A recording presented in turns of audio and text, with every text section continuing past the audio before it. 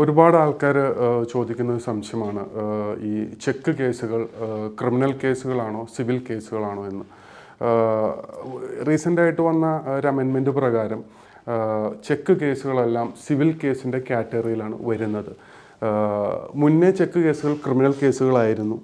അങ്ങനെ ക്രിമിനൽ കേസുകളായിരുന്ന സമയത്ത് ഒരുപാട് ആൾക്കാർ പോലീസ് സ്റ്റേഷനിലോ കോർട്ടിലോ പോയി ഒരു എമൗണ്ട് ഫൈനായിട്ട് അടച്ചതിന് ശേഷം അവിടുന്ന് പോകുന്ന ഒരുപാട് കാര്യങ്ങളുണ്ട്. അതിന് ശേഷമാണ് പല ബാങ്കുകളും അല്ലെങ്കിൽ പലരും ഈ ചെക്കുള്ള പലരും പിന്നെ സിവിലിലേക്ക് ഇനിഷ്യേറ്റ് ചെയ്യുന്നത്.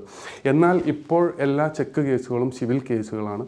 അത് സിവിൽ കേസുകൾ എന്ന് പറയുമ്പോൾ ഡയറക്റ്റായിട്ട് സിവിൽ എക്സിക്യൂഷൻ അവർക്ക് സ്റ്റാർട്ട് ചെയ്യാൻ പറ്റും. അതിൻ്റെ ഭാഗമായിട്ട് മറ്റുള്ള അക്കൗണ്ട് ഫ്രീസ് ചെയ്യാനും നമ്മുടെ പ്രോപ്പർട്ടി മറ്റുള്ള അതിലേക്ക് അറ്റാച്ച്മെൻറ്റ് കൊടുക്കാനൊക്കെ ഇപ്പോൾ സാധിക്കുന്നതാണ്. അതിനോടൊപ്പം തന്നെ ചില കേസുകളിൽ ഇപ്പോൾ നമ്മളൊരാൾക്കൊരു ചെക്ക് കൊടുക്കുകയും ആ ചെക്ക് അക്കൗണ്ട് ക്ലോസ്ഡ് ആണെങ്കിൽ അങ്ങനെ വരുന്ന കേസുകൾ ഈ അക്കൗണ്ട് ക്ലോസ്ഡ് ആയ ചെക്ക് കൊടുത്തിട്ടുണ്ടെങ്കിൽ അതിൻ്റെ അകത്ത് ക്രിമിനൽ കേസും സിവിൽ കേസും കൂടെ വരും. അപ്പോൾ ക്രിമിനൽ കേസും കൂടെ അതിൻ്റെ അകത്ത് ഉൾപ്പെടാൻ സാധ്യതയുണ്ട്.